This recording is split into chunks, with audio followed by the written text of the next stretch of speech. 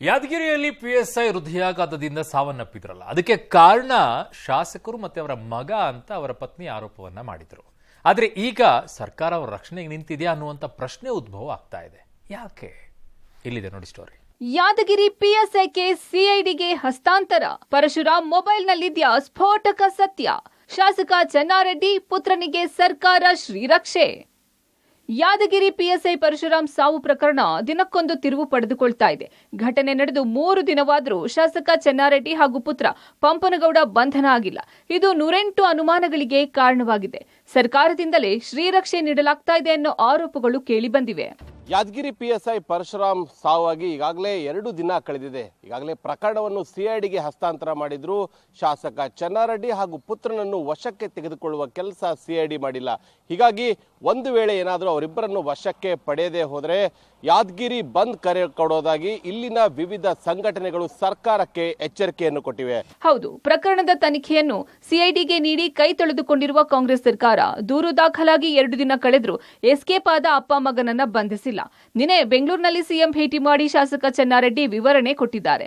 ಇನ್ನು ಪರಶುರಾಮ್ ಪ್ರಕರಣದ ತನಿಖೆ ಆರಂಭಿಸಿರೋ ಸಿಐಡಿ ಪಿಎಸ್ಐ ಮೊಬೈಲ್ ವಶಕ್ಕೆ ಪಡೆದು ಕಾಲ್ ರೆಕಾರ್ಡ್ ಪರಿಶೀಲನೆಗೆ ಮುಂದಾಗಿದೆ. ಗೃಹ ಸಚಿವ ಪರಮೇಶ್ವರ್ ಮಾತನಾಡಿ, ಪ್ರಕರಣವನ್ನ ಸಿಐಡಿಗೆ ವಹಿಸಲಾಗಿದೆ, ತನಿಖಾ ವರದಿ ಬರಲಿ, ಅದರಲ್ಲಿ ಶಾಸಕ ಹಾಗೂ ಅವರ ಪುತ್ರನ ಪಾತ್ರ ಇದ್ರೆ ಕ್ರಮ ಕೈಗೊಳ್ಳೋದಾಗಿ ಹೇಳಿದ್ದಾರೆ. ಮೃತ ಪಿಎಸ್ಐ ಪತ್ನಿಗೆ ಸರ್ಕಾರಿ ಉದ್ಯೋಗದ ಭರವಸೆ ನೀಡಿದ್ದಾರೆ.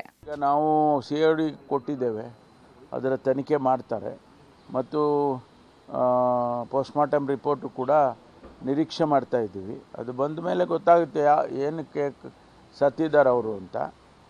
ಜೊತೆಗೆ ನಾನು ಕೂಡ ನಾಡಿದ್ದು ಹೋಗ್ತಾ ಇದ್ದೇನೆ, ಹೋಗಿ ಆ ಕುಟುಂಬಕ್ಕೆ ಸಾಂತ್ವನ ಹೇಳಿ ಬರ್ತೇನೆ ಮತ್ತು ಅವರ ಶ್ರೀಮತಿಯವರಿಗೆ ಕೆಲಸ ಕೊಡಬೇಕು ಅಂತ ಹೇಳಿ ನಾವು ತೀರ್ಮಾನ ಮಾಡಿದ್ದೇವೆ. ಸಿಬಿಐ ತನಿಖೆಗೆ ಮೃತನ ಪತ್ನಿ ಒತ್ತಾಯ.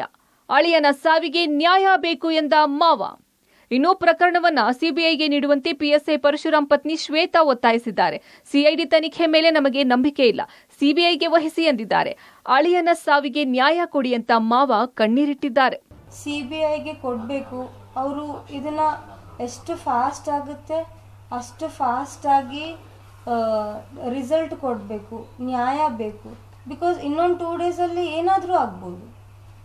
ರಾಯಚೂರಲ್ಲಿ ಬಿಡಿ, ಯಾದಗಿರಿಯಲ್ಲಿ ಬಿಡಿ, ನೆಕ್ಸ್ಟ್ ಬೀದರ್ ಕಡೆ ಆಗ್ಬೋದು. ಇವಾಗ ನಮ್ಮ ಫ್ಯಾಮ್ಲಿಗೆ ಆಗಿದ್ದು ಇನ್ನೊಂದು ಫ್ಯಾಮ್ಲಿಗೆ ಆಗೋದು ಬೇಡ. ಸರ್ಕಾರ ಸಿಐಡಿಗೆ ಒಪ್ಪಿಸಿದೆ, ಅದಕ್ಕೆ ನಾವು ಸ್ವಾಗತ ಬಯಸ್ತೇವೆ. ಆದರೆ ನಮ್ಮ ಅಳಿಯ ಏನು ತೀರ್ಕೊಂಡಿದ್ದಾನೆ ಈ ಹಿಂಸೆಯಿಂದ, ನಮ್ಮ ಯಾದಗಿರಿ ಶಾಸಕರು ಆಮೇಲೆ ಬಂದ್ಬಿಟ್ಟು ಅವ್ರ ಮಗನ ಕಡೆಯಿಂದ ಏನು ಹಿಂಸೆ ಅನುಭವಿಸಿ ಒಳಗೊಳಗೆ ನೋವು ನೊಂದು ಅವ್ರೇನು ಸಾವು ಅನುಭವಿಸಿದ್ದಾರೆ, ಈ ಸಾವಿಗೆ ನಮಗೆ ನ್ಯಾಯ ಸಿಗಬೇಕಂತ ಹೇಳ್ಬಿಟ್ಟು ನಾವು ಈಗಾಗಲೇ ನಮ್ಮ SP ಅವರಿಗೆ ಲಿಖಿತ ಮೂಲಕವಾಗಿ ಕಂಪ್ಲೇಂಟ್ ಮಾಡಿದ್ದೀವಿ. ಪರಶುರಾಮ ಸಾವು ನ್ಯಾಯವಲ್ಲ, ಬಿಕ್ಕಿ ಬಿಕ್ಕಿ ಅತ್ತ ಎಎಸ್ಐ ಹಸನ್. ನಮ್ಮ ಪರಶುರಾಮ್ ಸರ್ ಸಾವು ನ್ಯಾಯವಲ್ಲ ಎಂದು ಎಎಸ್ಐ ಹಸನ್ ಪಟೇಲ್ ಕಣ್ಣೀರಿಟ್ಟಿದ್ದಾರೆ. ಈ ನಡುವೆ ಪರಶುರಾಮ್ ಹುಟ್ಟುಹಬ್ಬದ ವಿಡಿಯೋ ಒಂದು ವೈರಲ್ ಆಗಿದೆ. ಜೂನ್ 30ಕ್ಕೆ ನಾನು ರಿಟೈರ್ಮೆಂಟ್ ಆಯಿತು. ಆವತ್ತು ನನಗೆ ಬೀಳ್ಕೊಡೋ ಸಂಭ್ರಮ ಮಾಡಿದರು, ಭಾಳ ಒಳ್ಳೆಯ ಒಂದು ಇದಿಲ್ಲ ಅಂತ ಹೇಳಿದರು. ಆದರೆ ನೀನು ಹಸನ್ ಪಟೇಲ್ ಅಂತಂದರೆ ಹಿಂದಿ ಒಳಗೆ ಹಸನ್ಮುಖಿ ಅಂತಂದ್ರೆ ನಗುತ್ತಿರೋ ಅಂತ ಹೇಳ್ತಂಗತ್ತ ನಿಮ್ಮ ಹೆಸರಿದೆ, ಹಂಗಂತ ಹೇಳಿ ಕೇಳಿಸಿ ನಾವು ಭಾಳ ದುಃಖ ಕೊಟ್ಟಿಗೆ ಸೋದರಿಸ್ತಾರೆ. ತಾವು ಹೇಳಿದ್ರು ಹಸನ್ಮುಖಿಗೆ ಎಲ್ಲರ ನಗುತ್ತಿರಂತ ಹೇಳಿ ಕೇಳಿಸಿ ನಮ್ಗೆ ದುಃಖ ಮಾಡಿಬಿಟ್ಟರು. ಏನೋ ಪರಶುರಾಮ್ ಕೊನೆ ಮಾತು ಈಗ ವೈರಲ್ ಆಗ್ತಾ ಇದೆ. ಆಗಸ್ಟ್ 1ರಂದು ನಗರ ಠಾಣೆಯಲ್ಲಿ ಪರಶುರಾಮ್ ಅವರ ಬೀಳ್ಕೊಡುಗೆ ಕಾರ್ಯಕ್ರಮ ಇತ್ತು. ಈ ವೇಳೆ ಮಾತನಾಡಿದ ಪರಶುರಾಮ್, ಕಾರಣಾಂತರಗಳಿಂದ ನಾನು ವರ್ಗಾವಣೆ ಆಗಿದ್ದೇನೆ. ನನಗೆ ಕೆಲಸದ ಒತ್ತಡ ಜಾಸ್ತಿ ಇತ್ತು. ಸಿಬ್ಬಂದಿ ಯಾರೂ ಒತ್ತಡ ಹಾಕಿಲ್ಲ. ಮೇಲಾಧಿಕಾರಿಗಳ ಸಪೋರ್ಟ್ನಿಂದ ಉತ್ತಮವಾಗಿ ಕೆಲಸ ಮಾಡ್ತಿದ್ದೇನೆಂದು ಮಾತನಾಡಿರೋ ವಿಡಿಯೋ ವೈರಲ್ ಆಗಿದೆ. ಸ್ಟಾರ್ಟಿಂಗ್ ನಾನು ರಿಪೋರ್ಟ್ ಮಾಡಬೇಕಾದ್ರೆ Yadgiri town district head quarter ಕೆಲಸದ ಒತ್ತಡ ಜಾಸ್ತಿ. ಎಲ್ಲ 3 ಜನ MLAಗಳ head quarter, district minister, DC office, SP office, court, sub registrar, ಹೀಗೆ ಸಿಕ್ಕಾಪಟ್ಟೆ ಕೆಲಸದ ಒತ್ತಡ ಇರ್ತದೆ, ಹೆಂಗೆ ನಿಭಾಯಿಸೋದು ಅಂತ ಯೋಚನೆ ಮಾಡಿಕೊಂಡು ಬಂದೆ. ಒಟ್ನಲ್ಲಿ ಸೂಕ್ತ ತನಿಖೆ ನಡೆಸಿ ಪರಶುರಾಮ್ ಸಾವಿಗೆ ನ್ಯಾಯ ದೊರಕಿಸಿಕೊಡಬೇಕಿದೆ. ತಪ್ಪಿತಸ್ಥರು ಯಾರೇ ಆಗಿರಲಿ ಮುಲಾಜಿಲ್ಲದೆ ಕ್ರಮ ಕೈಗೊಳ್ಳಬೇಕಿದೆ. News desk, public TV.